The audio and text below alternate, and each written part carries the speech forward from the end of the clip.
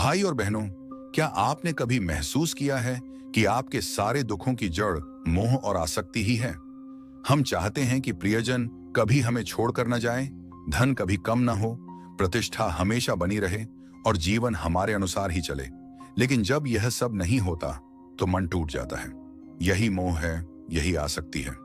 आज हम जानेंगे कि भगवान श्री कृष्ण ने अर्जुन को इस मोह के बंधन से कैसे मुक्त किया और हमें क्या मार्ग बताया।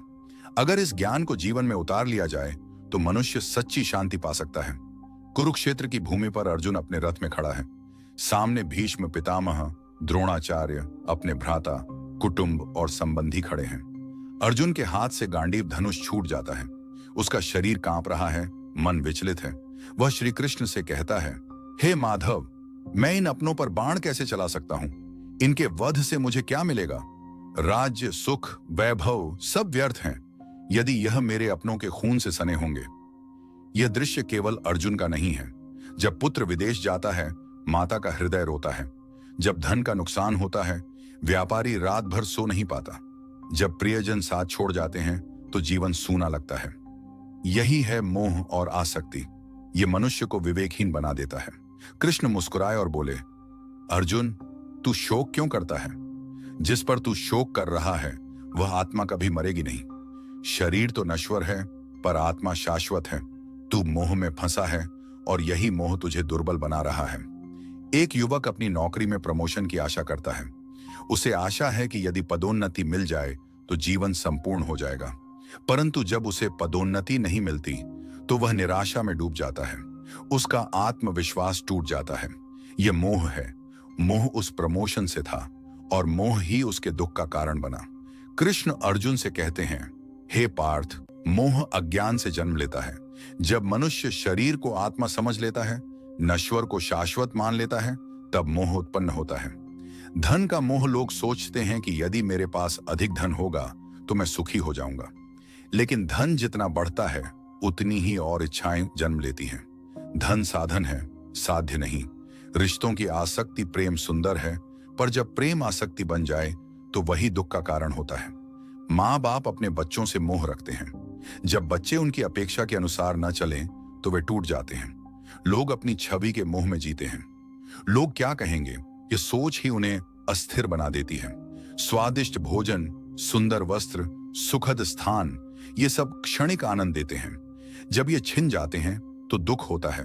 ध्यायतो विषयान पुंसः संगस्ते शुभ जायते, संगात संजायते, कामः कामात् क्रोधो भिजायते, क्रोधात् भवति सम्मोह, सम्मोहात् स्मृति विभ्रमः, स्मृति भ्रंशात् बुद्धिनाशो, बुद्धिनाशात् प्रणश्यति।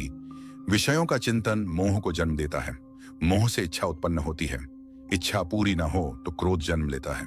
क्रोध से विवेक नष्ट हो जाता है। विवेक नष्ट हो जाए तो मनुष्य पतन को प्राप्त होता है। एक छात्र मोबाइल फोन के प्रति इतना आसक्त हो गया कि पढ़ाई में मन ही न लगाता। जब माता पिता ने फोन छीन लिया तो वह क्रोध में भर गया और घर छोड़कर चला गया। यह है मोह का परिणाम। मोह विवेक को ढक देता है। कृष्ण अर्जुन से कहते हैं, मोह ही दुख का मूल कारण है। मोह मनुष्य को बंधन में डाल देता है। जब मनुष्य किसी वस्तु, व्यक्ति या स्थिति को अपना मान लेता है तो उसके खोने का भय जन्म लेता है, और जब वह वस्तु छिन जाती है तो मनुष्य दुखी हो जाता है। मोह नार्क्यूस अपेक्षा, फीमस अधिकार की भावना। जब अपेक्षा पूरी होती है तो थोड़ी देर आनंद मिलता है, परंतु जब पूरी नहीं होती तो दुख मिलता है। एक महिला अपने बेटे से अपेक्षा करती थी कि वह डॉक्टर बने। बेटा कलाकार बनना चाहता था। जब उसने मां की बात न मानी तो मां को गहरा दुख हुआ। यह दुख बेटे के निर्णय से नहीं बल्कि मां की आसक्ति से उत्पन्न हुआ। एक संत गांव में प्रवचन कर रहे थे। उन्होंने कहा, मोह ही दुख का कारण है। तभी एक व्यक्ति बोला, परिवार के बिना मनुष्य कैसे जिए? क्या यह मोह नहीं है? संत मुस्कुराए और बोले, प्रेम रखो पर आसक्ति मत रखो। प्रेम में स्वतंत्रता है, आसक्ति में बंधन है। प्रेम देने में है, आसक्ति पकड़ने में है। यही अंतर है। आंखें बंद कीजिए, सोचिए, मैं शरीर नहीं आत्मा हूं। जो मेरा है वह नश्वर है, जो मैं हूं वह शाश्वत है। 3 बार गहरी श्वास लीजिए और भगवान का नाम स्मरण कीजिए। कृष्ण ने अर्जुन से कहा, अर्जुन, जैसे आग लकड़ी को भस्म कर देती है, वैसे ही आत्मज्ञान मोह और पाप को भस्म कर देता है। श्लोक यथैधांसि समिद्धो निर्भस्मसात् कृतेर्जुन ज्ञानाग्निः सर्वकर्माणि भस्मसात् कृते तथा।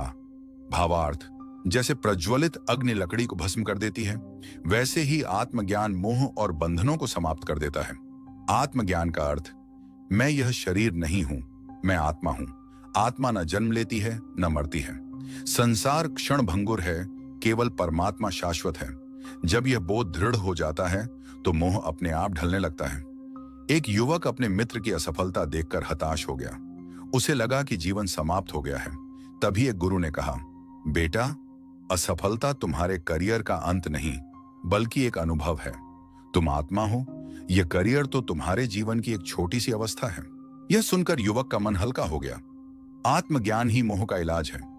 एक संत के पास एक धनी व्यापारी आया और बोला, गुरुदेव, मेरा पुत्र विदेश चला गया है। मैं रात भर सो नहीं पाता। मेरे पास धन है पर मन भारी है।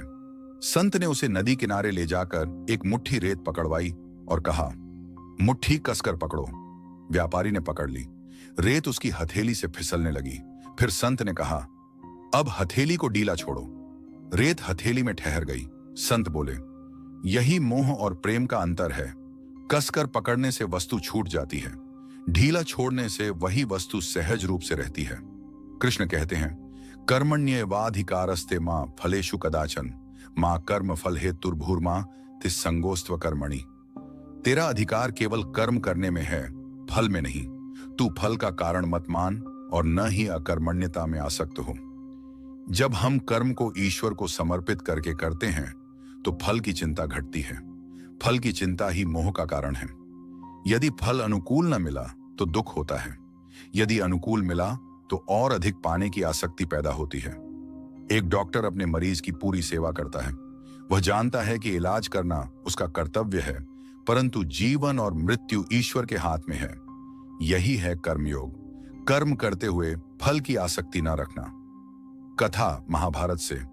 युधिष्ठिर धर्मराज थे। वे सदैव धर्म के अनुसार कर्म करते थे। एक बार उन्होंने श्री कृष्ण से पूछा, मुझे डर है कि यदि परिणाम गलत हुआ तो क्या होगा। कृष्ण ने उत्तर दिया, फल की चिंता क्यों करते हो युधिष्ठिर।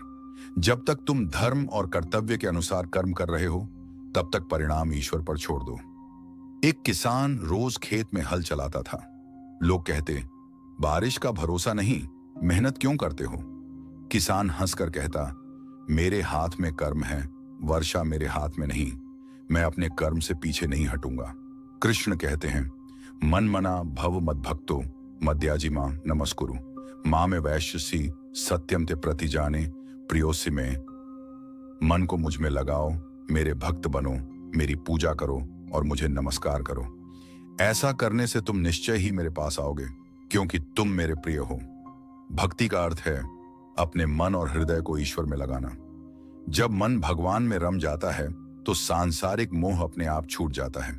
भक्ति प्रेम है पर आसक्ति नहीं। भक्ति स्वतंत्रता देती है, आसक्ति बंधन। मीराबाई ने कहा, मेरे तो गिरधर गोपाल, दूसरों ना कोई। उनके लिए धन, परिवार, समाज सब पीछे छूट गए क्योंकि उनका मन कृष्ण में लग गया।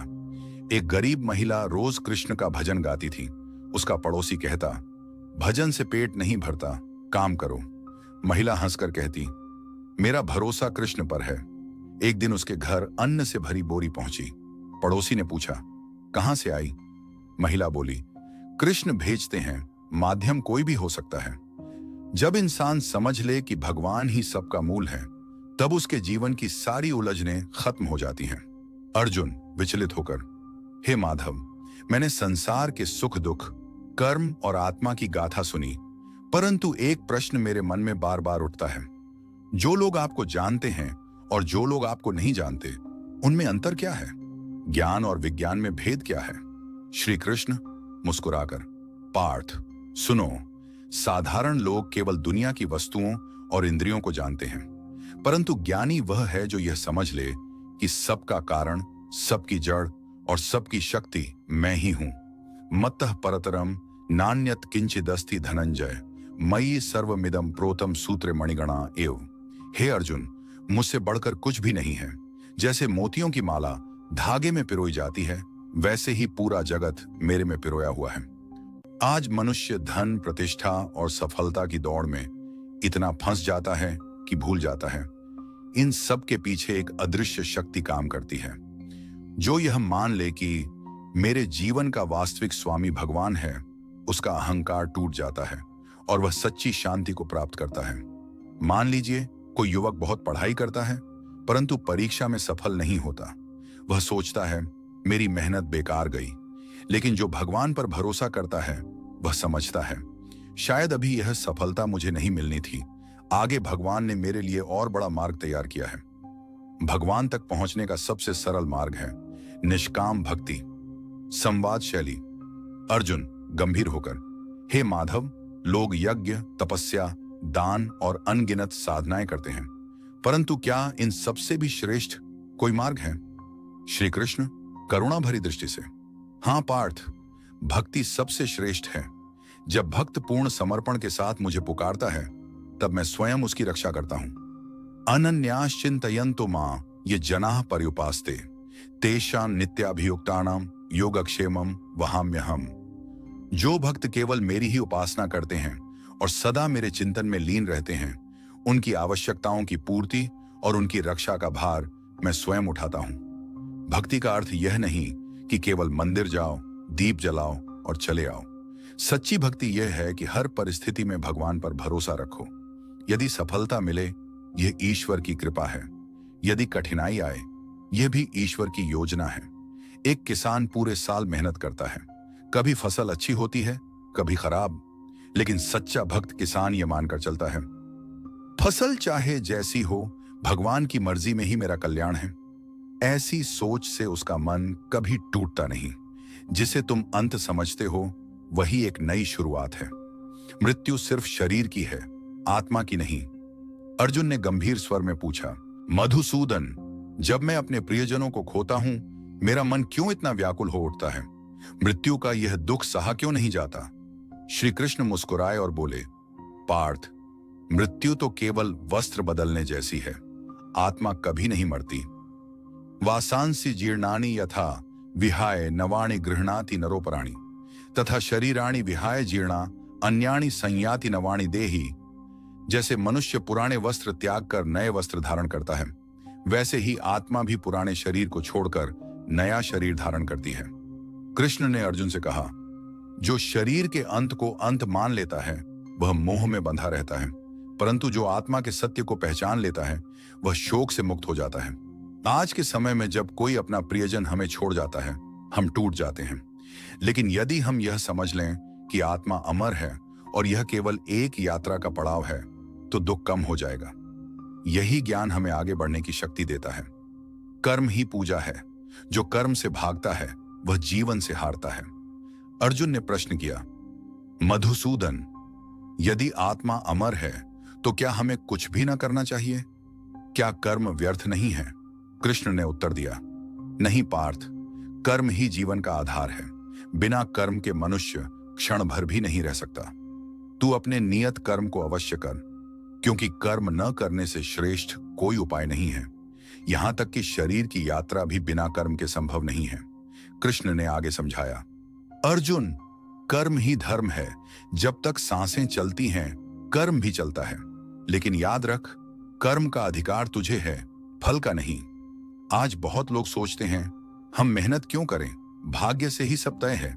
लेकिन गीता कहती है, भाग्य वहीं साथ देता है जहां कर्म होता है।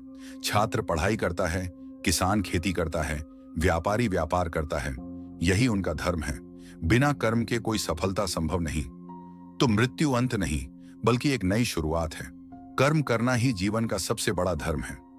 जिस दिन इंसान यह पहचान लेता है कि वह शरीर नहीं बल्कि आत्मा है, उसी दिन मोह और आसक्ति की जड़ें खुद ब खुद सूखने लगती हैं। अर्जुन ने पूछा, हे माधव, ये मोह क्यों बार बार मेरे मन को जकड़ लेता है? मैं जानता हूं कि यह अस्थायी है, फिर भी मन इसे छोड़ने को तैयार नहीं होता। श्री कृष्ण मुस्कुराए और बोले, हे पार्थ, मोह का जन्म अज्ञान से होता है। जब आत्मा अपने को शरीर मान बैठती है, तब वह रिश्तों, वस्तुओं और परिस्थितियों से चिपक जाती है। यही मोह है। जैसे बच्चा खिलौने को ही संसार मान लेता है और उसके टूटने पर रो पड़ता है, वैसे ही मनुष्य धन, संबंध और पद को स्थायी मानकर मोह करता है। लेकिन अर्जुन, आत्मा अजर अमर है। जो चला गया वह कभी तुम्हारा था ही नहीं। न पिता, न माता, न मित्र, न धन, ये सब केवल आत्मा की यात्रा में अस्थायी पड़ाव है। मोह केवल मन का भ्रम है। जब तक तू इस भ्रम को पकड़कर रखेगा, शांति तुझसे दूर भागेगी। लेकिन जिस दिन तू समझ लेगा कि आत्मा अकेली आई थी और अकेली ही जाएगी, उसी दिन तू मोह से मुक्त हो जाएगा। मोह जंजीर है और ज्ञान उस जंजीर को तोड़ने की कुंजी। आत्मा के शाश्वत होने का बोध ही मोह से मुक्ति का मार्ग है। जो जाता है वह वास्तव में कभी तुम्हारा था ही नहीं। आसक्ति वह गांठ है जो मन को संसार से बांध देती है, और साधना वह तलवार है जो उस गांठ को काट देती है। अर्जुन ने फिर पूछा, हे केशव, मोह तो भ्रम है, यह मैं समझ गया, परंतु यह आसक्ति जो मन को बार बार खींच लेती है, उसे कैसे मुक्ति पाए? श्री कृष्ण ने उत्तर दिया, हे धनंजय, आसक्ति तब जन्म लेती है जब मन किसी वस्तु या व्यक्ति से सुख की अपेक्षा करता है। मन सोचता है यही मुझे आनंद देगा और उसी पर लटक जाता है। परंतु जान ले, सुख न व्यक्ति में है न वस्तु में, वह तो तेरे अपने भीतर है। जब तू बाहर सुख खोजेगा, आसक्ति बांधेगी। जब भीतर खोजेगा, मुक्ति मिलेगी। साधना का अर्थ यही है कि मन को बार बार भीतर मोड़ा जाए, ध्यान द्वारा, जप द्वारा, सेवा द्वारा। जैसे ही तू यह साधना करेगा, तेरे भीतर का आनंद जागृत होगा और आसक्ति की पकड़ ढीली पड़ जाएगी। याद रख अर्जुन, आसक्ति केवल त्याग से नहीं छूटती, वह तो केवल उच्चतर आनंद से ही समाप्त होती है। जब आत्मानंद का स्वाद मिल जाए, तब संसार की आसक्ति फीकी पड़ जाती है। आसक्ति तब टूटती है जब भीतर का आनंद जागृत हो। साधना मन को भीतर की ओर ले जाने का मार्ग है। उच्चतर सुख मिलने पर निम्नतर सुख का आकर्षण अपने आप मिट जाता है। जिसने अपने मन को जीत लिया, उसने संसार को जीत लिया। पर जिसने मन को मनचाहा भटकने दिया, वह मोह और आसक्ति का दास बन गया। अर्जुन ने गंभीर स्वर में पूछा, हे मधुसूदन, मोह और आसक्ति के बंधन को समझ लिया, परंतु व्यवहार में मन बार बार खिंच जाता है। व्यावहारिक जीवन में इसे जीतने का मार्ग क्या है? श्री कृष्ण ने उत्तर दिया, हे कौन्तेय, विजय के 3 मार्ग हैं, स्मरण, समता और समर्पण। हर क्षण यह स्मरण रखो कि सब कुछ नश्वर है। धन, यश, संबंध, शरीर, ये सब समय के अधीन है। जब तू यह याद रखेगा कि मृत्यु के क्षण सब छूट जाएगा, तब मोह टिक नहीं पाएगा। जब सुख आए तो अहंकार न कर, और जब दुख आए तो निराश न हो। समता का अर्थ है तू हर परिस्थिति में अपने आत्मस्वरूप को न भूले। जो सुख दुख में संभव रखता है, वही मोह और आसक्ति पर विजय पा सकता है। सब कुछ मेरे हवाले कर दे अर्जुन। जब तू हर कार्य को भगवान की सेवा मानकर करेगा, तब परिणाम से आसक्ति अपने आप मिट जाएगी। समर्पण का अर्थ हार मानना नहीं, बल्कि अपने अहंकार को भगवान के चरणों में अर्पित करना है। हे पार्थ, मनुष्य जब तक यह सोचता है कि वह ही करता है, तब तक मोह और आसक्ति बांधते हैं। पर जैसे ही वह समझ लेता है कि भगवान ही सबका करता है, मोह की जड़ कट जाती है। मोह से मुक्ति का पहला साधन है नश्वरता का स्मरण। आसक्ति से मुक्ति का दूसरा साधन है समता का अभ्यास, और परम विजय का मार्ग है समर्पण। जिस दिन तू मोह की जंजीरें तोड़ देगा, उसी दिन तेरे पंख खुल जाएंगे और आत्मा मुक्त आकाश में उड़ने लगेगी। अर्जुन ने गहरी सांस लेकर कहा, हे जनार्दन, यदि मनुष्य मोह और आसक्ति से मुक्त हो जाए तो उसका जीवन कैसा हो जाता है? श्री कृष्ण ने उत्तर दिया, हे धनंजय, जब मोह समाप्त हो जाता है, तब आत्मा अपनी असली स्वतंत्रता का अनुभव करती है। वह न किसी के जाने पर दुखी होता है, न किसी के मिलने पर उछलता है। वह संसार में रहते हुए भी संसार से परे हो जाता है। जैसे कमल का फूल कीचड़ में खिलता है, परंतु कीचड़ से अछूता रहता है, वैसे ही ज्ञानी पुरुष मोह और आसक्ति से परे होकर संसार में जीवन जीता है। उसका मन स्थिर, हृदय शांत और बुद्धि निर्मल हो जाती है। वह न किसी वस्तु के अभाव में दुखी होता है, न किसी वस्तु की प्राप्ति में मदमस्त। उसके लिए सारा जगत भगवान का खेल बन जाता है। हे पार्थ, यही वह अवस्था है जिसे योगी मुक्ति कहते हैं। मुक्ति का अर्थ शरीर छोड़ना नहीं, बल्कि मोह और आसक्ति के बंधनों को तोड़कर आत्मा की स्वतंत्रता पाना है। मोह का अंत आत्मा की असली स्वतंत्रता है। ज्ञानी व्यक्ति संसार में रहता है, पर संसार उसे बांध नहीं पाता। मुक्ति बाहर नहीं, बल्कि भीतर है, मोह से परे होकर जीने में। सच्चा वैराग्य वह है जिसमें मनुष्य संसार से भागता नहीं, बल्कि संसार में रहते हुए भी भगवान से जुड़ा रहता है। अर्जुन ने पूछा, हे माधव, यदि मोह और आसक्ति से मुक्ति ही लक्ष्य है, तो क्या इसका अर्थ यह है कि मनुष्य को संसार छोड़कर वन में चला जाना चाहिए? श्री कृष्ण ने उत्तर दिया, हे पार्थ, यह भ्रम मत पाल। संसार छोड़ने से मोह नहीं छूटता, मोह तो मन छोड़ने से छूटता है। यदि मन में आसक्ति है तो वन में भी तू उसी वस्तु की याद करेगा, और यदि मन निर्मल है तो राजमहल में भी तू निर्लिप्त रहेगा। वैराग्य का अर्थ भागना नहीं है, बल्कि भीतर के लगाव को भगवान की ओर मोड़ना है। हे अर्जुन, जब मनुष्य अपने कर्तव्यों का पालन करता है परंतु परिणाम को भगवान के चरणों में समर्पित कर देता है, तब वह संसार में रहते हुए भी मुक्त रहता है। याद रख, मोह तोड़ता है, आसक्ति बांधती है, पर भगवान का प्रेम जोड़ता है। इसलिए वैराग्य का अर्थ शुष्क जीवन नहीं है। सच्चा वैराग्य तो भगवान के प्रति परम प्रेम है, जहां मन हर समय तेरे चरणों में ही मेरा सब कुछ है का भाव करता है। मोह और आसक्ति से मुक्त होकर भी प्रेम रहना चाहिए। संसार छोड़ना जरूरी नहीं, बल्कि आसक्ति छोड़ना जरूरी है। परम वैराग्य का अर्थ है हर कार्य को भगवान के प्रेम में समर्पित करना। जब मनुष्य थक जाता है मोह से लड़ते लड़ते, तब भगवान कहते हैं, आजा मेरे पास, सब छोड़कर केवल मुझ पर विश्वास कर। अर्जुन ने विनम्र होकर पूछा, हे प्रभु, मैंने ज्ञान सुना, मैंने वैराग्य का मार्ग समझा, परंतु यह मन बार बार डगमगा जाता है। व्यावहारिक जीवन में क्या सबसे सरल उपाय है जिससे मनुष्य मोह और आसक्ति से मुक्त हो सके? श्री कृष्ण ने उत्तर दिया, हे पार्थ, सबसे सरल और सबसे श्रेष्ठ उपाय है आत्मसमर्पण। जब मनुष्य अपने बल पर सब कुछ साधना चाहता है, तब मोह और आसक्ति उसे बार बार गिरा देते हैं। परंतु जब वह कह देता है, हे प्रभु, मैं आपका हूं, अब जो भी होगा आपकी इच्छा से होगा, तब मोह की जड़ कट जाती है। समर्पण का अर्थ हार मान लेना नहीं है। समर्पण का अर्थ है अहंकार का त्याग, परिणाम का त्याग और अपने जीवन को भगवान की इच्छा में बहा देना। हे अर्जुन, जो समर्पण करता है वह न कभी हारा कहलाता है और न ही दुखी, क्योंकि उसके पास खोने के लिए कुछ नहीं और पाने के लिए भगवान स्वयं है। याद रख, जो स्वयं को भगवान को अर्पित कर देता है, उसके सारे बंधन टूट जाते हैं। वह मोह से मुक्त हो जाता है और सच्ची स्वतंत्रता का अनुभव करता है। मोह और आसक्ति से मुक्ति का सरलतम मार्ग है आत्मसमर्पण। समर्पण का अर्थ हारना नहीं, बल्कि अहंकार त्यागना है। जो भगवान को अपना सब कुछ मान लेता है, वह सच्चा विजयी बनता है। जिसने मोह और आसक्ति को त्याग दिया, वही सच्चे आनंद का अधिकारी है, वही जीवन के लक्ष्य को पा लेता है। अर्जुन ने गहन शांति के स्वर में कहा, हे प्रभु, आपके उपदेशों से मेरे हृदय का अंधकार मिट गया है। अब मुझे समझ आ गया है कि मोह और आसक्ति ही दुख का मूल कारण है। अब कृपा कर यह बताइए कि इसका अंतिम सार क्या है, जिससे हर मनुष्य अपने जीवन में अमल कर सके। श्री कृष्ण ने प्रसन्न होकर कहा, हे पार्थ, सुन, मोह का जन्म अज्ञान से होता है, आसक्ति का जन्म सुख की अपेक्षा से होता है। दोनों का अंत केवल आत्मज्ञान और भगवान में समर्पण से ही होता है। मनुष्य जब यह समझ लेता है कि यह शरीर नश्वर है, धन और यश क्षणभंगुर हैं, संबंध अस्थायी हैं, तो उसका मोह अपने आप मिट जाता है। और जब वह अपने हर कार्य को भगवान को अर्पित करता है, तो परिणाम से उसकी आसक्ति समाप्त हो जाती है। हे अर्जुन, यही जीवन का परम रहस्य है, निर्लिप्त कर्म और समर्पित हृदय। ऐसा व्यक्ति संसार में रहते हुए भी संसार से परे हो जाता है। उसका मन शांत, आत्मा मुक्त और जीवन आनंदमय हो जाता है। हे पार्थ, अब तू उठ, मोह को त्याग कर कर्म के मार्ग पर चल। यही तेरी मुक्ति है, यही तेरी विजय है।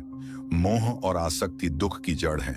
आत्मज्ञान से मोह मिटता है, समर्पण से आसक्ति टूटती है, और जो दोनों से मुक्त हो जाता है वही सच्चा आनंद पाता है। इस प्रकार मोह और आसक्ति से मुक्ति का यह संपूर्ण संदेश पूर्ण होता है। यह केवल अर्जुन के लिए नहीं, बल्कि हर उस मनुष्य के लिए है जो अपने जीवन में शांति और आनंद चाहता है। अगर वीडियो अच्छी लगे तो लाइक करें, कमेंट करें। अगर आप इस चैनल पर नए हैं तो चैनल को सब्सक्राइब करें। नेक्स्ट पार्ट देखने के लिए हमारे साथ बने रहें। धन्यवाद। जय श्री राधे कृष्णा, हरे कृष्णा, हरे कृष्णा।